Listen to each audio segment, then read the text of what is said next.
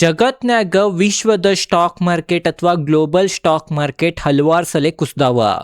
2008ನಾಗನು ಭಾಳ heavy fall global ಮಾರ್ಕೆಟ್ದಾಗ ಕಾಣಿತ. 2019ದಾಗನು COVID-19 ದಿಂದ heavy fall ಕಂಡು ಬಂತ. ಅದ ಕಾರಣ ಎಲ್ಲ ಹೂಡಿಕೆದಾರರ ತಲೆ ಏನು ಕ್ವಶನ್ ಐತಂತಂದ್ರ, ಅವೇನು ಕ್ರ್ಯಾಶ್ ಬಂದು 2008ದಾಗ್ಲಿ ಅಥವಾ ಕೋವಿಡ್ ಏನು ಕ್ರ್ಯಾಶ್ ಬಂತ, ಅವೆರಡು ಕ್ರ್ಯಾಶ್ ಗತ್ಲೆ ಮತ್ತೊಂದು ಕ್ರ್ಯಾಶ್ ಈಗ ಮುಂದೆ ಯಾವ್ದು ಬರ್ಬೋದ, ಎಕ್ಸ್ಪರ್ಟ್ಗಳು ಏನು ಅನುಮಾನ ಹಚ್ಚಾತಾರಂತ ಅದ್ರ ಬಗ್ಗೆನ ಇವತ್ತಿನ ಈ ವಿಡಿಯೋನಾಗ ಡೀಟೇಲ್ದಾಗ ಸರಳವಾಗಿ ನಾವು ತಿಳ್ಕೊಳ್ಳೋದು. ವಿಡಿಯೋ ಭಾಳ ಇಂಪಾರ್ಟೆಂಟ್ ಆಗ್ತೈತಿ. ಈ ವಿಡಿಯೋನ ನೀವು ಡೀಟೇಲ್ದಾಗ ಸರಳವಾಗಿ ತಿಳ್ಕೊಂಡ್ರಿ ಅಂತಂದ್ರ ನಿಮಗೆ ಓವರ್ ಆಲ್ ಸ್ಟಾಕ್ ಮಾರ್ಕೆಟ್ ಯಾವ ತರ ಕೆಲಸ ಮಾಡ್ತೈತಿ, ಯಾವ ತರ ಎಕನಾಮಿ ಮ್ಯಾಗ ಒಂದ್ ದೇಶದ ಎಕನಾಮಿ ಮ್ಯಾಗ ಸ್ಟಾಕ್ ಮಾರ್ಕೆಟ್ ಡಿಪೆಂಡ್ ಇರ್ತೈತಿ ಅಂತ ಅದ್ರ ಬಗ್ಗೆನು ನಿಮಗೆ ಡೀಟೇಲ್ದಾಗ ಸರಳವಾಗಿ ಗುರ್ತಾಗ್ತೈತಿ. ಅದ ಕಾರಣ ಬರೀ ವಿಡಿಯೋನ ಸ್ಟಾರ್ಟ್ ಮಾಡೋಣ.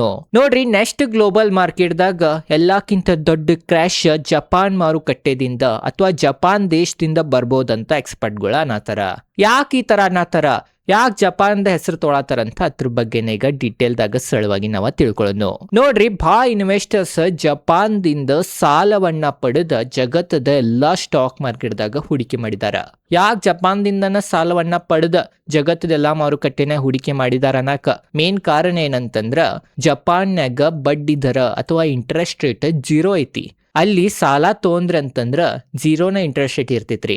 ಅದ ಕಾರಣ ಏನು ಬಡ್ಡಿ ಇಲ್ದನ ಹಣ ಸಿಗತ್ತಿತ್ತಂತಂದ್ರ ಅಲ್ಲಿ ಜನರ ಮತ್ತ ಅಲ್ಲಿ ದೊಡ್ಡ ದೊಡ್ಡ ಕಂಪ್ನಿಗಳ ಅಲ್ಲಿ ಬ್ಯಾಂಕ್ ದಿಂದ ಸಾಲವನ್ನ ಪಡೆದ US ಸ್ಟಾಕ್ ಮಾರ್ಕೆಟ್ದಾಗ, ಭಾರತ ಸ್ಟಾಕ್ ಮಾರ್ಕೆಟ್ದಾಗ, ಎಮರ್ಜಿಂಗ್ ದೇಶದ ಸ್ಟಾಕ್ ಮಾರ್ಕೆಟ್ದಾಗ ಹೆವಿ ಹಣವನ್ನ ಹೂಡಿಕೆ ಮಾಡಿದಾರ. ಈಗ ಏನಾಗತ್ತೈತೆ ಅಂತಂದ್ರ ಅದೇನ್ 0 ಇಂಟ್ರೆಸ್ಟ್ ರೇಟ್ ಇತ್ತಲ್ಲಿ ಅದನ್ನ ಈಗ ಏರಿಸಿ 1% ಮಾಡಿದಾರ. ಅದ ಕಾರಣ ಇಂಟ್ರೆಸ್ಟ್ ರೇಟ್ ಇರೋದ್ರಿಂದ ಏನ್ ಸಾಲ ತಗೊಂಡ್ ಹೂಡಿಕೆ ಮಾಡಿದಾರ ಅವೆಲ್ಲ ಹಣವನ್ನ ತಗೊಂಡ ಸಾಲವನ್ನ ತೀರಿಸಬಹುದ. ಅಥವಾ ಹೈಯರ್ ಇಂಟ್ರೆಸ್ಟ್ ರೇಟ್ ಆಗೋದ್ರಿಂದ ಪ್ಯಾನಿಕ್ದಾಗ ಎಲ್ಲಾ ಕಡೆ ಸೆಲ್ ಮಾಡಿ ಏನ್ ಹೂಡಿಕೆ ಮಾಡ್ಯಾರ ಎಲ್ಲಾ ದೇಶನಾಗ ಅದೆಲ್ಲ ಸೆಲ್ ಮಾಡಿ ಮತ್ತ ಜಪಾನ್ಗನ ಹಣವನ್ನ ಮತ್ತ ಬ್ಯಾಂಕ್ನ ಮುಟ್ಟಿಸಬಹುದಂತನ ಎಕ್ಸ್ಪರ್ಟ್ಗಳ ಅನ್ನತಾರ. ಇದ ಒಂದು ಕ್ರ್ಯಾಶ್ ಭಾಳ ದೊಡ್ಡದಾಗಬಹುದು ಜಗತ್ನಾಗಂತನೂ ಎಕ್ಸ್ಪರ್ಟ್ಗಳ ಅನುಮಾನವನ್ನ ಹಚ್ಚತಾರ. ಬರೀ ಇದನ್ನ ನಾನು ಇನ್ನೊಂದ್ ಸ್ವಲ್ಪ ಡೀಟೇಲ್ದಾಗ ಆಳವಾಗಿ ಸ್ಟಡಿ ಮಾಡೋಣ. ಯಾಕೆ ಜಪಾನ್ಯಾಗ ಇಂಟ್ರೆಸ್ಟ್ ರೇಟ್ ಇರತ್ತವ ಏನಂತ ಅದ್ರ ಬಗ್ಗೆನು ತಿಳ್ಕೊಳ್ಳೋಣ. ನೋಡ್ರಿ, ಇದನ್ನ ಇಂಟ್ರೆಸ್ಟ್ ರೇಟ್ ಚಾರ್ಟ್ ತೆಗ್ದೇನಿ ಜಪಾನದ. ಇದ್ರಾಗ ನೀವು ನೋಡ್ಬೋದ 1998 ದಿಂದ ಏನ್ ಇಂಟ್ರೆಸ್ಟ್ ರೇಟ್ ಕುಸ್ಕೊಂತ ಬಂತ ಅದ 0 ಬಂತ್ರಿ. ಅಲ್ಲಿಂದ ಹಿಡಿದ ಕಂಟಿನ್ಯೂ ನೋಡ್ರಿ ಈಗಿನ ತನಕ 1998 ದಿಂದ ಕಂಟಿನ್ಯೂ ಈಗಿನ ತನಕ 0ನ ಇತ್ತ. ಬಟ್ ಈಗ ಸದ್ಯ 2025-26 ಸದ್ಯ ಇಂಟ್ರೆಸ್ಟ್ ರೇಟ್ ಅನ್ನ ಏರ್ಸಾಕ್ ಸ್ಟಾರ್ಟ್ ಮಾಡಿರ್ ಜಪಾನ್ಯಾಗ. ಅದ ಕಾರಣ ಈ ಕರೆಂಟ್ ಇಂಟ್ರೆಸ್ಟ್ ರೇಟ್ 1% ಟಚ್ ಆಗೈತಿ. ಯಾಕೆ ಇಂಟ್ರೆಸ್ಟ್ ರೇಟ್ ಏರ್ಸಾತಾರ ಅದರಿಂದ ಏನ್ ಕಾರಣ ಅಂತಂದ್ರ ಇನ್ಫ್ಲೇಷನ್. ಏನ್ ಇನ್ಫ್ಲೇಷನ್ ಚಾರ್ಟ್ ಐತಿ ಜಪಾನದ ಅಲ್ಲಿ ಖರೆ ಅಂದ್ರ ಇನ್ಫ್ಲೇಷನ್ ಅನ್ನ ಇಲ್ಲಾಗಿತ್ರಿ ಜಪಾನ್ಯಾಗ. 30 ವರ್ಷ ಆತಲ್ಲಿ ಜನರ ವಸ್ತುಗಳನ್ನ ಬಾಯ್ ಮಾಡವಲ್ರಿರ ಅಲ್ಲಿ ಡಿಫ್ಲೇಷನ್ ಆಗಿತ್ತ. ಅಂತಂದ್ರ ಇನ್ಫ್ಲೇಷನ್ ಉಲ್ಟಾ ಡಿಫ್ಲೇಷನ್. ಉಲ್ಟಾ ಅಲ್ಲಿ ವಸ್ತುಗಳ ಬೆಲೆ ಕಡಿಮೆ ಆಗತ್ತಿತ್ತ, ಚೀಪ್ ಆಗತ್ತಿತ್ತ. ಈಗ ಭಾರತದಾಗ 5 ರೂಪಾಯಿದ ಒಂದು ಪೆನ್ ಐತಂತಂದ್ರ ಆ ಪೆನ್ ಡಿಮಾಂಡ್ ಹೆಚ್ಚಿರೋ ಕಾರಣ ಅದು 5 ರೂಪಾಯಿ ಇದ್ದಿದ್ದ ಮುಂದಿನ ವರ್ಷ 6 ರೂಪಾಯಿ 10 ರೂಪಾಯಿನೂ ಆಗ್ಬೋದ. ಬಟ್ ಅಲ್ಲಿ ಜನರ ಡಿಮಾಂಡನೇ ಇಲ್ಲ ಅನ್ನೋ ಕಾರಣದಿಂದ ಅದ 5 ರೂಪಾಯಿ ಪೆನ್ 4 ರೂಪಾಯಿ ಆಗೋ ಪರಿಸ್ಥಿತಿನೂ ಬಂದಿತ್ರಿ. ಅದ ಕಾರಣ ಅಲ್ಲಿ ಗೌರ್ಮೆಂಟ್ ಏನ್ ಮಾಡಿತ್ತಂತಂದ್ರ ಇಂಟ್ರೆಸ್ಟ್ ರೇಟ್ ಅನ್ನ 0 ಮಾಡಿಬಿಡೋನು, ಅದರಿಂದ ಜನರ ಸಾಲವನ್ನ ಪಡೆದ್ರೆ ಖರ್ಚು ಮಾಡ್ತಾರಂತ ಅಲ್ಲಿ ಗೌರ್ಮೆಂಟ್ ಯೋಚನೆ ಮಾಡಿ ಈ ತರ ಅಲ್ಲಿ ಇಂಟ್ರೆಸ್ಟ್ ರೇಟ್ 0 ಅಂತ 30 ವರ್ಷದಿಂದ ಇಟ್ಟಿತ್ರಿ. ಅದ್ರಾಗೂ ಮೇನ್ ಇಂಟ್ರೆಸ್ಟ್ ರೇಟ್ 0 ಇರೋದ್ರಿಂದ ಜನರ ಗಳಿಸಿದ ಹಣವನ್ನ FDನ ಅದು ಹೂಡಿಕೆ ಮಾಡಂಗಿಲ್ಲ. ಆ ಗಳಿಸಿದ ಹಣವನ್ನ ಸ್ಪೆಂಡ್ ಮಾಡ್ಲಿ, ಅದರಿಂದ ಇನ್ಫ್ಲೇಷನ್ ಬೆಳಿಲಿ ದೇಶನಾಗಂತ ಅಲ್ಲಿ ಗೌರ್ಮೆಂಟ್ದ ಒಂದು ಸ್ಟ್ರಾಟಜಿ ಇತ್ತು. ಅದನ್ನ ಈಗಿನ ತನಕ ಜಪಾನ ಪಾಲಿಸತಿತ್ರಿ. ಬಟ್ ಈಗ ಅದ ಜಪಾನ್ಯಾಗ ಏನು ಇನ್ಫ್ಲೇಷನ್ ಅನ್ನ ಆಗತೈತ ಅಲ್ಲಿಗೆ ಮತ್ತೆ ಇನ್ಫ್ಲೇಷನ್ ಆಗಾಕ ಸ್ಟಾರ್ಟ್ ಆಗೈತಿ. ಇನ್ಫ್ಲೇಷನ್ ಆಗಕ್ಕೆ ಹಲವಾರು ಕಾರಣಗಳಿದ್ದಾವ. ಅದ್ರಾಗನೇ ಎಲ್ಲಕ್ಕಿಂತ ದೊಡ್ಡ ಮೇನ್ ಕಾರಣಗಳು ಎಕ್ಸ್ಪರ್ಟ್ಗಳು ಏನು ಅನ್ನತಾರಂತಂದ್ರ ಕೋವಿಡ್ ಬಂತ, ಕೋವಿಡ್-19 ಬಂತ. ಅದರಿಂದನೂ ಈ ತರ ಇನ್ಫ್ಲೇಷನ್ ಜಪಾನ್ನ ಹೆಚ್ಚಾಗತೈತಂತ ಎಕ್ಸ್ಪರ್ಟ್ಗಳು ಅನುಮಾನ ಹಚ್ಚಿದಾರ. ಮತ್ತೆ ಎರಡನೇದ ಯುಕ್ರೇನ್ ರಷ್ಯಾ ಯುದ್ಧದಿಂದ, US ಇರಾನ್ ಯುದ್ಧದಿಂದ ಏನು ಆಯಿಲ್ ಪ್ರೈಸ್ ಅದು ಏನು ಇರತ್ತವ, ಕ್ರೂಡ್ ಆಯಿಲ್ ಬೆಲೆ ಅದು ಏನು ಇರತ್ತವ, ಆ ಏರೋ ಕ್ರೂಡ್ ಆಯಿಲ್ ಬೆಲೆದಿಂದನೂ ಜಪಾನ್ಯಾಗ ಈ ತರ ಇನ್ಫ್ಲೇಷನ್ ಇರತೈತಿ. ಅದ ಕಾರಣನ ಜಪಾನ್ ಮತ್ ಇಂಟ್ರೆಸ್ಟ್ ರೇಟ್ ಅನ್ನ ಏರ್ಸೋದ್ರ ಬಗ್ಗೆ ಯೋಚನೆ ಮಾಡತೈತಿ ಅಥವಾ ಏರ್ಸಾತೈತಿ ಅಂತಾನ ಎಕ್ಸ್ಪರ್ಟ್ಗಳ ಅನ್ನತಾರ. ಅದ ಕಾರಣ ಇದ ಒಂದ್ ಕಾರಣದಿಂದ ಫ್ಯೂಚರ್ನಾಗ ಗ್ಲೋಬಲ್ನಾಗ ಒಂದ್ ಕ್ರ್ಯಾಶ್ ದೊಡ್ಡದ್ ಬರ್ಬೋದು ಅಂತ ಎಕ್ಸ್ಪರ್ಟ್ಗಳು ಅನುಮಾನ ಹಚ್ಚಿದಾರ. ಬಟ್ ಬರ್ತೈತೋ ಬಿಡ್ತೈತೋ ಅದ್ ಮುಂದ್ ನೋಡ್ಬೇಕ್ರಿ. ಯಾಕಂದ್ರೆ ಇದೇನ್ ಹೇಳತ್ತೇನಿ ಈಗ ನಾಳೆನ ಆಗುವಂತ ವಸ್ತು ಇಲ್ಲ ಇದ. ಮತ್ ಇಂಟ್ರೆಸ್ಟ್ ರೇಟ್ ಏರಿಸ್ತಾರೋ ಇಲ್ಲೋ ಅಂತ ನೋಡ್ಬೇಕ. ಇನ್ನ ಇದ್ 1% ದಿಂದ ಇನ್ನ ಹೆಚ್ಚಾದ್ರ ಕುಸಿಬೋದ, ಏನ್ರಿ 1% ದಿಂದ ಹೆಚ್ಚಾಗ್ಲಿಲ್ಲ ಮತ್ ಕೆಳಗ್ ಬಂತಂದ್ರ ಮತ್ ಪಾಸಿಟಿವ್. ಅದ ಕಾರಣ ಇದ್ ಲಾಂಗ್ ಟರ್ಮ್ ನೇ ಆಗ್ಬೋದು. ಈ ತರ ಸಂಭಾವನೆ ಐತಿ, ಆಗತ್ತೈತಂತ 100% ಇಲ್ಲ, ಇದ್ ನಿಮಗ್ ಗೊತ್ತಿರ್ಬೇಕ. ಮತ್ತೊಂದನೇ ಏನಂತಂದ್ರ ಜಪಾನದ ಕರೆನ್ಸಿನೂ ಬಹಳ ವೀಕ್ ಆಗಿತ್ರಿ. ಯಾಕೆ ವೀಕ್ ಆಗಿತ್ತಂತ ಅದ್ರ ಬಗ್ಗೆನೂ ತಿಳ್ಕೊಳ್ಳೋಣ. ಈಗ ಅಲ್ಲಿ ದೇಶದ ಸರ್ಕಾರನು ಕರೆನ್ಸಿಯನ್ನ ಸ್ಟ್ರಾಂಗ್ ಮಾಡಕ ಪ್ರಯತ್ನವನ್ನ ಪಡತೈತಿ. ನಾವ್ ಜಪಾನದ ಕರೆನ್ಸಿ ನೋಡ್ರ ಬಹಳ ವೀಕ್ ಐತ್ರಿ. ಅದ ಭಾರತದ ರುಪೀಸ್ ಅಂಡ್ ಡಾಲರ್ ವಿರುದ್ಧ ವೀಕ್ ಆಗತೈತಿ, ಅದಕ್ಕಿಂತನೂ ವೀಕ್ ಐತಿ ಅಲ್ಲಿ ಕರೆನ್ಸಿ. ಅದ ಕಾರಣ ಅಲ್ಲಿ ಕರೆನ್ಸಿ ಯಾಕೆ ವೀಕ್ ಆತ ಮತ್ತೆ ಅದಕ್ಕೆ ಗೌರ್ಮೆಂಟ್ ಈಗ ಅದ ಕರೆನ್ಸಿಯನ್ನ ಸ್ಟ್ರಾಂಗ್ ಮಾಡಕ್ ಪ್ರಯತ್ನವನ್ನ ಪಡತೈತಂತ ಅದ್ರ ಬಗ್ಗೆನೂ ತಿಳ್ಕೊಳ್ಳೋಣ. ಅದು ಒಂದ್ ಕಾರಣದಿಂದನೂ ನೆಗೆಟಿವ್ ಪಾಯಿಂಟ್ ಆಗ್ತೈತಿ ಗ್ಲೋಬಲ್ ಮಾರ್ಕೆಟ್ಗ. ಬರೀ ಅದ್ರ ಬಗ್ಗೆ ತಿಳ್ಕೊಳ್ಳೋಣ. ನೋಡ್ರಿ, ಜಪಾನ್ನಾಗ ಇಂಟ್ರೆಸ್ಟ್ ರೇಟ್ 0 ಇಟ್ಟಿದ್ರಿಂದ ಜನರು ಏನ್ ಮಾಡಿರಿ, ಅಲ್ಲಿಂದ ಹಣವನ್ನ ತಗೊಂಡ, ಅಲ್ಲಿ ಬ್ಯಾಂಕ್ದಿಂದ ಹಣವನ್ನ ತಗೊಂಡ ಗ್ಲೋಬಲ್ ಮಾರುಕಟ್ಟೆನಾಗ ಹೂಡಿಕೆ ಮಾಡಿರ. ಇದ ಗ್ಲೋಬಲ್ ಮಾರುಕಟ್ಟೆ ತಿಳ್ಕೊರಿ. ಇಲ್ಲಿ ಹೂಡಿಕೆ ಮಾಡಿರ. ಹೂಡಿಕೆ ಮಾಡಾನ ಜಪಾನದ ಎಲ್ಲಾ ಹಣ, ಅಲ್ಲಿ ಏನ್ ಕರೆನ್ಸಿ ಐತಿ ಅದೆಲ್ಲಾ ಹಣ ಗ್ಲೋಬಲ್ದು ಎಲ್ಲಾ ದೇಶನಾಗ ಹೋಗಾತಿತ್ತ. ಅದ್ರಿಂದ ಜಪಾನದ ಕರೆನ್ಸಿ ಬಹಳ ವೀಕ್ ಆತ್ರಿ. ಕರೆನ್ಸಿ ವೀಕ್ ಆಗಿದ್ರಿಂದ ಅದಕ್ಕೆ ಸ್ಟಾರ್ಟಿಂಗ್ ಸ್ವಲ್ಪ ಲಾಭನೂ ಆತ. ಎದಕ್ ಲಾಭ ಆತಂತಂದ್ರ, ಯಾವಾಗನು ಒಂದ್ ದೇಶದ ಕರೆನ್ಸಿ ವೀಕ್ ಆತಂದ್ರ ಆ ದೇಶದ ಎಕ್ಸ್ಪೋರ್ಟ್ಸ್ ಹೆಚ್ಚಾಗ್ತಾವ. ಅದ್ರಿಂದ ಜಪಾನ್ಗನು ಬಹಳ ಹೆಲ್ಪ್ ಆಗತ್ತಿತ್ತ. ಅದ ಕಾರಣ ಇಷ್ಟ ದಿನ ವೀಕ್ ಆದ್ರೂ ಜಪಾನ್ಗೇನ ಫರಕ್ ಬೀಳವಾತೈತ ಕರೆನ್ಸಿ ವೀಕ್ ಆದ್ರೂ. ಬಟ್ ಈಗ ಏನಾಗತೈತಂತಂದ್ರ ಕ್ರೂಡ್ ಆಯಿಲ್ ಬೆಲೆ ಅದು ಏರೋದ್ರಿಂದ, ವೀಕ್ ಕರೆನ್ಸಿ ಇರೋದ್ರಿಂದ ಇವ್ರಿಗೆ ತುಟಿ ಬೀಳತೈತಿ. ವೀಕ್ ಕರೆನ್ಸಿ ಇತ್ತಂತಂದ್ರ ಎಕ್ಸ್ಪೋರ್ಟ್ಸ್ ಹೆಚ್ಚಾಗ್ತಾವ.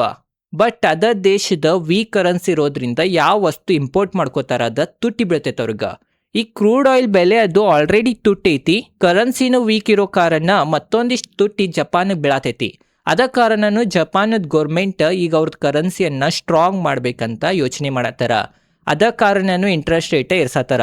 ಇಂಟ್ರೆಸ್ಟ್ ರೇಟ್ ಏರ್ಸೋದ್ರಿಂದ ಗ್ಲೋಬಲ್ನಾಗೇನೆ ಎಲ್ಲಾ ರೊಕ್ಕ ಐತಿ ಇವ್ರದ, ಅದೆಲ್ಲ ಅವ್ರ ದೇಶಕ್ಕೆ ಬರ್ತೈತಿ. ಎಲ್ಲಾ ರೊಕ್ಕ ಅವ್ರ ದೇಶಕ್ಕೆ ಬಂತ, ಎಲ್ಲಾ ಹಣ ಅವ್ರ ದೇಶಕ್ಕೆ ಬಂತಂದ್ರ ಅವ್ರ ಕರೆನ್ಸಿ ಮತ್ತು ಡಾಲರ್ ವಿರುದ್ಧ ಸ್ಟ್ರಾಂಗ್ ಆಗ್ತೈತಿ. ಅವ್ರ ಕರೆನ್ಸಿ ಏನ್ರೆ ಸ್ಟ್ರಾಂಗ್ ಆತಂತಂದ್ರ ಏನ್ ಕ್ರೂಡ್ ಆಯಿಲ್ ಬೆಲೆ ಅದು ಏನ್ ತುಟ್ಟಿ ಬೀಳತೈತೆ ಅವ್ರಿಗೀಗ ಅದ್ ಮತ್ತ ಕಂಟ್ರೋಲ್ನಾಗ ಬರ್ತೈತಂತನ ಅಲ್ಲಿ ಗೌರ್ಮೆಂಟ್ ದ ಪ್ಲಾನ್. ಅದ ಕಾರಣನ ಈ ತರ ಇಂಟ್ರೆಸ್ಟ್ ರೇಟ್ ಈ ಒಂದ್ ಕಾರಣದಿಂದನು, ಕರೆನ್ಸಿಯನ್ನ ಸ್ಟ್ರಾಂಗ್ ಮಾಡೋ ಕಾರಣದಿಂದನು ಅಲ್ಲಿ ಗೌರ್ಮೆಂಟ್ ಏರ್ಸಾತೈತಂತ ನಾವ್ ಅನ್ಬೋದ. ಇದೇನ್ ಎಲ್ಸಾತೈತಿ ಇಂಟ್ರೆಸ್ಟ್ ರೇಟ್ ಅದು ಒಂದ್ ಲಿಮಿಟ್ಲೆ ಏರಿಸಿ ಅಲ್ಲೆಲ್ಲಾ ಮತ್ ನಾರ್ಮಲ್ ಪರಿಸ್ಥಿತಿ, ಇನ್ಫ್ಲೇಷನ್ ಮತ್ ಏರುಲ್ದಂಗ್ ಎಲ್ಲಾ ಮಾಡಿ ಕರೆಕ್ಟ್ ಮಾಡಿರಂತಂದ್ರೆ ಒಳ್ಳೇದ. ಆದ್ಬಿಟ್ಟು ಮಿತಿ ಮೀರಿ ಇಂಟ್ರೆಸ್ಟ್ ರೇಟ್ ಏರ್ಸಿರಂತಂದ್ರನ ಜಗತ್ತದ ಸ್ಟಾಕ್ ಮಾರ್ಕೆಟ್ಗೆ ನೆಗೆಟಿವ್ ಅಂತ ನಾವು ಅನ್ಬೋದ. ಅತ್ರಾಗ ಮೇನ US ಸ್ಟಾಕ್ ಮಾರ್ಕೆಟ್ದಾಗ, ಯಾಕಂದ್ರೆ ಜಪಾನದ ಎಲ್ಲಕ್ಕಿಂತ ಹೆಚ್ಚನ US ಹೆಚ್ಚು ಹೂಡಿಕೆ ಮಾಡಿದಾರ ಅವ್ರ. ಅದ ಕಾರಣ. ಬಟ್ US ಸ್ಟಾಕ್ ಮಾರ್ಕೆಟ್ ಈ ಒಂದ್ ಕಾರಣದಿಂದ ಕುಸಿತಂದ್ರ ಗುರ್ತೈತಿ ನಿಮಗ, US ಮಾರ್ಕೆಟ್ ಕುಸಿತಂದ್ರೆ ಜಗತ್ತದ ಎಲ್ಲಾ ಮಾರುಕಟ್ಟೆಗೆ ಹತ್ರ ಪರಿಣಾಮ ಕಾಣಕಂತೈತಿ. ಅದ ಕಾರಣನ ಜಪಾನದ ಇದೇನ ಎನ್ ಕ್ಯಾರಿ ಟ್ರೇಡ್ ಅಂತೇವ್ ನಾವು, ಇಷ್ಟೆಲ್ಲ ತಿಳ್ಕೊಂಡಿದ್ದಕ್ಕೆಲ್ಲ ಎನ್ ಕ್ಯಾರಿ ಟ್ರೇಡ್ ಅಂತೇವಿ. ಈ ಒಂದು ಎನ್ ಕ್ಯಾರಿ ಟ್ರೇಡ್ ದಿಂದನ ಗ್ಲೋಬಲ್ನಾಗ ಭಾಳ ದೊಡ್ಡ ಕುಸಿತ ಬರ್ಬೋದು ಫ್ಯೂಚರ್ನಾಗ. ಈ ತರ ಎಲ್ಲ ಆದ್ರ ಅಂತ ಎಕ್ಸ್ಪರ್ಟ್ಗಳ ಅನುಮಾನ ಹಚ್ಚತ್ತಾರ. ಆಗತ್ತೈತಂತ 100% ಇಲ್ಲ, ಇದು ಬರೇ ಒಂದು ಅನುಮಾನ. ಅದ ಕಾರಣ ಇದ್ರ ಬಗ್ಗೆನೂ ನಿಮಗೆ ಗುರ್ತಿರ್ಬೇಕ. ಓವರ್ ಆಲ್ ನಿಮಗೆ ಗುರ್ತಾಯಿರ್ಬೋದು ಅಂತ ನನಗನ್ನಿಸ್ತೈತಿ. ಸ್ವಲ್ಪ ಭಾಳ ಕಾಂಪ್ಲಿಕೇಟೆಡ್ ಇತ್ತ. ಬಟ್ ಮೇನ್ ಏನಂತಂದ್ರೆ ಜಪಾನ್ದಿಂದ ಹಣವನ್ನ ತಗೊಂಡು ಜಗತ್ತದೆಲ್ಲ ಮಾರುಕಟ್ಟೆನ ಹೂಡಿಕೆ ಮಾಡತ್ತೀರ. ಯಾಕಂದ್ರೆ ಜಪಾನ್ನ ಇಂಟ್ರೆಸ್ಟ್ ರೇಟ್ ಕಡಿಮೆ ಐತೆ ಅನ್ನೋ ಕಾರಣದಿಂದ. ಈಗ ಅಲ್ಲೇ ಜಪಾನ್ನಾಗ ಇನ್ಫ್ಲೇಷನ್ ಹೆಚ್ಚಾಗತ್ತೈತೆ ಅನ್ನೋ ಕಾರಣದಿಂದ ಇಂಟ್ರೆಸ್ಟ್ ರೇಟನ್ನು ಹೆಚ್ಚು ಮಾಡತ್ತಾರ. ಯಾಕಂದ್ರೆ ಇಂಟ್ರೆಸ್ಟ್ ರೇಟ್ ಹೆಚ್ಚು ಮಾಡಿರಂತಂದ್ರೆ ಇನ್ಫ್ಲೇಷನ್ ಕಂಟ್ರೋಲ್ನಾಗ ಇರ್ತೈತೆ ಅನ್ನೋ ಕಾರಣದಿಂದ. ಅದ ಕಾರಣ ಅಲ್ಲಿ ಇಂಟ್ರೆಸ್ಟ್ ರೇಟ್ ಹೆಚ್ಚಾದ್ರೆ ಎಲ್ಲ ಜನರು ಸಾಲ ತೊಗೊಂಡೇನು ಹೂಡಿಕೆ ಮಾಡಿದಾರವರೆಲ್ಲ ಇಂಟ್ರೆಸ್ಟ್ ರೇಟ್ ಹೆಚ್ಚು ಮಾಡಿರಪ್ಪ, ಈಗ ತಕ್ಕೊಂಡ್ ಮಾರ್ಕೊಂಡ್ ಸಾಲ ಮುಟ್ಸೋನಂತ ಅವ್ರು ಮಾಡ್ಸಾಕ್ ಹೋಗ್ತಾರ. ಅದರಿಂದ ಹೆವಿ ಸೆಲ್ಲಿಂಗ್ ಬೇರೆ ದೇಶದ ಎಲ್ಲ ಸ್ಟಾಕ್ ಮಾರ್ಕೆಟ್ನಾಗ ಬರ್ತೈತಿ. ಅದರಿಂದನೂ ಕುಸಿತ ಕಂಡು ಬರ್ತೈತಿ. ಮತ್ತೊಂದನೇ ಏನಂತಂದ್ರ, ಮತ್ತೊಂದನ್ನು ನಿಮಗೆ ಹೇಳೋದು ನೆನಪಾರದ್ನಿ. ಮತ್ತೊಂದನೇ ಏನಂತಂದ್ರ US ಸ್ಟಾಕ್ ಮಾರ್ಕೆಟ್ದಾಗ ಅಷ್ಟೇ ಇಲ್ಲ, US ಬಾಂಡ್ ಮಾರ್ಕೆಟ್ದಾಗನು, US ಗೌರ್ಮೆಂಟ್ ಬಾಂಡ್ ಮಾರ್ಕೆಟ್ದಾಗನು ಜಪಾನದ ಹಣ ಭಾಳ ಹೂಡಿಕೆ ಆಗೈತಿ. ಅಲ್ಲಿಂದನೂ ಹಣ ತಕ್ಕೋತಾರ ಜನರ. ಯಾಕಂದ್ರೆ ಇಂಟ್ರೆಸ್ಟ್ ರೇಟ್ ಏರಾತೈತೆ ಅನ್ನೋ ಕಾರಣದಿಂದ ಅಲ್ಲಿಂದನ ಹಣ ತಕ್ಕೊಂಡ್ರಂತಂದ್ರೆ ಏನು ಪ್ರಾಬ್ಲಮ್ ಇಲ್ಲ, ಇದ್ದ US ಪ್ರಾಬ್ಲಮ್. ಬಟ್ ಮೇನ್ ಏನಂತಂದ್ರೆ US ಇಂಟ್ರೆಸ್ಟ್ ರೇಟ್ ಏರಾತೈತ್ರಿ. US ಬಾಂಡ್ಗಳ್ನಾಗಿನ ಹಣ ಹೋತಂತಂದ್ರೆ ಅದು ಮತ್ತೆ ಇಂಟ್ರೆಸ್ಟ್ ರೇಟ್ ಏರಿಸ್ತಾರ. ಆಲ್ರೆಡಿನೂ ಏರಾತೈತಿ, ಮತ್ತೂ ಏರಿಸ್ತಾರ. ಅದರಿಂದ ಮತ್ತೆ ಜನರ ರಿಸ್ಕಿ ಅಸೆಟ್ನಾಗ ಹೂಡಿಕೆ ಮಾಡೋಕ್ಕಿಂತ US ಸೇಫ್ ಬಾಂಡ್ನಾಗನ ಹೂಡಿಕೆ ಮಾಡಕ್ ಸ್ಟಾರ್ಟ್ ಮಾಡ್ತಾರೆ. ಯಾಕಂತಂದ್ರೆ ಅಲ್ಲಿ ರಿಸ್ಕ್ ಇಲ್ದ ಹಣ ಸಿಗಾತೈತೆ ಅನ್ನೋ ಕಾರಣದಿಂದ ಅಲ್ಲಿ ಹೂಡಿಕೆ ಮಾಡೋದ್ರಿಂದನೂ ಜಗತ್ತದ ಎಲ್ಲ ಸ್ಟಾಕ್ ಮಾರ್ಕೆಟ್ನಾಗ ಪೆಟ್ಟು ಬೀಳ್ಬೋದ. ಮತ್ತೆ FIs ಸೆಲ್ಲಿಂಗ್ ಆ ಒಂದು ಕಾರಣದಿಂದ ಬರ್ಬೋದ. ಬಟ್ ಅದೆಲ್ಲ 1 ವರ್ಷನಾಗ 2 ವರ್ಷನಾಗ ಆಗಂಗಿಲ್ಲ. ಇದೆಲ್ಲ ಭಾಳ ಸಮಯ ತಗೋತೈತಿ. ಮೇನ್ ಏನಂತಂದ್ರ ಜಪಾನದ ಮಾರ್ಕೆಟ್ ಮ್ಯಾಗೆಲ್ಲ ಡಿಪೆಂಡ್ ಐತಿ. ಇಂಟ್ರೆಸ್ಟ್ ರೇಟ್ ಏನೀಗ ಏರ್ಸಾತಾರ ಅದು ಒಮ್ಮೆ ಮಿತಿ ಮೀರಿ ಏರಿಸ್ಬಾರ್ದ. ಮಿತಿ ಮೀರಿ ಏರ್ಸಿರಂತಂದ್ರನ ಒಂದು ಭಾಳ ದೊಡ್ಡ ನೆಗೆಟಿವ್ ಪಾಯಿಂಟ್ ಅಂತ ನಾವು ಕನ್ಸಿಡರ್ ಮಾಡ್ಬೋದಾ. ಬಟ್ ಇದ್ರ ಬಗ್ಗೆ ಈಗ ಸದ್ಯ ತಲೆ ಕೆಡಿಸ್ಕೊಳ್ಳೋ ಅವಶ್ಯಕತೆ ಇಲ್ಲ. ಆ ಥರ ಆದ್ರೂ ನಾವು ಹೆಚ್ಚು ತಲೆ ಕೆಡಿಸ್ಕೊಳ್ಳೋ ಅವಶ್ಯಕತೆ ಇಲ್ಲ. ಯಾಕಂದ್ರೆ ಜಪಾನದ ಸ್ವಲ್ಪ ಹಣ ಐತ್ರಿ ಭಾರತನಾಗ, ಭಾಳ ಇಲ್ಲ. ಇದ್ರದ್ದು ಲಾಭ ಭಾರತನೂ ತೊಗೊಂಡೈತಿ ಕ್ಯಾರಿ ಟ್ರೇಡ್ದ, ಬಟ್ ಭಾಳನೂ ಇಲ್ಲ. ಬಟ್ ಕುಸಿತಂತಂದ್ರೆ ಕುಸಿತದ ಸಮಯದಾಗ ಒಳ್ಳೆ ಕಂಪ್ನಿಗಳನ್ನ ನಾವು ಬಾಯ್ ಮಾಡ್ಬೇಕಾ. ಅದ ನಮಗೆ ಇತಿಹಾಸನೂ ತಿಳಿಸ್ತೈತಿ. ಇತಿಹಾಸದಾಗ ಹಲವಾರು ಕ್ರಾಶಸ್ ಬಂದು, ಗ್ಲೋಬಲ್ ಕ್ರ್ಯಾಶ್ಗಳು ಬಂದು 2008 ಆಗಲಿ ಮತ್ತು ಕೋವಿಡ್ನು.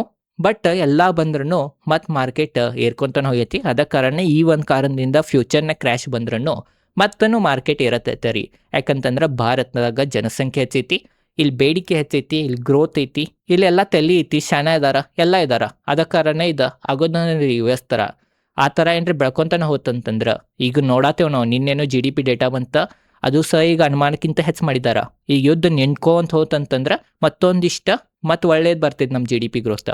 ಅದ ಕಾರಣ ಆ ಥರ ಎಲ್ಲ ಬಂದ್ರೆ ಭಾರತಗ ಪಾಸಿಟಿವ್ನ. ಮೇನ್ ಇದು ಇಂಟ್ರೆಸ್ಟ್ ರೇಟ್. ಜಪಾನದೂ ಇಂಟ್ರೆಸ್ಟ್ ರೇಟ್ ಮತ್ತೊಂದನ್ನು ಹೇಳೋದು ನಾನು ನಿಮಗೆ ನೆನಪು ಹರಿದ್ನಿ. ಜಪಾನದೂ ಇಂಟ್ರೆಸ್ಟ್ ರೇಟ್ ಹಂಗೆ ಇರ್ಸಂಗಿಲ್ಲ. ಅವ್ರು ಕ್ರೂಡ್ ಆಯಿಲ್ ಬೆಲೆ ಅದು ಇರೋದ್ರಿಂದ ಇರ್ಸಾತಾರ. ಅದ ಕಾರಣ ಯುದ್ಧನೂ ನಿಲ್ಬೇಕು. ಮೇನ್ ಯುದ್ಧ ನಿಂತು ಕ್ರೂಡ್ ಆಯಿಲ್ ಬೆಲೆ ಎಲ್ಲ ಚೀಪ್ ಆದ್ರೆ ಅದು ಮತ್ತೆ ಒಳ್ಳೇದ್ರಿ. ಅವಾಗ ಮತ್ತೆ ಜಪಾನ್ ಇಂಟ್ರೆಸ್ಟ್ ರೇಟ್ ಇರ್ಸಂಗಿಲ್ಲ. ಅವಾಗ ಮತ್ತೆ ಮಾರುಕಟ್ಟೆ ಯಥಾಸ್ಥಿತಿ ನಡಿತೈತಿ. ಇದ್ರ ಬಗ್ಗೆ ನಿಮಗೆ ಗೊತ್ತಾಗಿರ್ಬೋದಾ. ಮೇನ್ ಇನ್ಫ್ಲೇಷನ್ ಮತ್ತು ಇಂಟ್ರೆಸ್ಟ್ ರೇಟ್. ಇನ್ಫ್ಲೇಷನ್ ಏರಿತಂದ್ರೆ ಇಂಟ್ರೆಸ್ಟ್ ರೇಟನ್ನು ಏರಿಸ್ತಾರ. ಇಂಟ್ರೆಸ್ಟ್ ರೇಟ್ ಇರೋದ್ರಿಂದ ಇನ್ಫ್ಲೇಷನ್ ಕೆಳಗೆ ಬರ್ತೈತಿ. ಇನ್ಫ್ಲೇಷನ್ ಕಡಿಮೆ ಆತಂದ್ರೆ ಇಂಟ್ರೆಸ್ಟ್ ರೇಟನ್ನು ಕಡಿಮೆ ಮಾಡ್ತಾರೆ. ಅಲ್ಲಿ ಮತ್ತೆ ಡಿಮಾಂಡ್ ಹೆಚ್ಚಾಗ್ತೈತಿ. ಇದು ನಿಮಗೆ ಗುರ್ತಿರ್ಬೇಕಾ. ಇದು ನಿಮಗೆ ಗುರ್ತಾಗ್ಲಿಲ್ಲ ಅಂತಂದ್ರೂ ಡಿಸ್ಕ್ರಿಪ್ಷನ್ನೇ ಒಂದು ವಿಡಿಯೋ ಹಾಕೇನೆ, ಆ ವಿಡಿಯೋ ಹೋಗಿ ನೋಡ್ರಿ. ಅಂದ್ರೆ ನಿಮಗೆ ಗೊತ್ತಾಗ್ತೈತಿ ಇನ್ಫ್ಲೇಷನ್ಲೇ ಯಾವ ಥರ ಮಾರ್ಕೆಟ್ ಮ್ಯಾಗ ಪೆಟ್ಟು ಬೀಳ್ತೈತೆ ಅಂತ. ಅದಕ್ಕೆ ಕಾರಣ ಆ ವಿಡಿಯೋನ ಮಿಸ್ ಮಾಡ್ಕೊಳಕ್ಕೆ ಹೋಗ್ಬೇಡ್ರಿ. ಇದೈತಿ ಇವತ್ತಿನ ವಿಡಿಯೋ ಸ್ವಲ್ಪ ಕಾಂಪ್ಲಿಕೇಟೆಡ್ ಇತ್ತ, ಬಟ್ ತಿಳಿದಿರ್ಬೋದು ಅಂತ ನನಗೆ ಅನಿಸ್ತೈತಿ. ತಿಳಿದಿಲ್ಲ ಅಂದ್ರೆ ಇನ್ನೊಂದ್ಸಲ ಹೋಗಿ ನೋಡ್ರಿ, ಅಂದ್ರೆ ನಿಮಗೆ ತಿಳಿತೈತಿ. ವಿಡಿಯೋ ಚಲೋ ಅನ್ಸಿಡೋಗಿ ಲೈಕ್ ಮಾಡಿರಿ. ಇದೇ ಥರ ಸ್ಟಾಕ್ ಮಾರ್ಕೆಟ್ ರಿಲೇಟೆಡ್ ಕನ್ನಡದಾಗ ವಿಡಿಯೋ ಮಾಡ್ತಿರ್ತೇನೆ. ಅದ ಕಾರಣ ಚಾನಲ್ ಸಬ್ಸ್ಕ್ರೈಬ್ ಮಾಡಿರಿ. ಧನ್ಯವಾದಗಳು.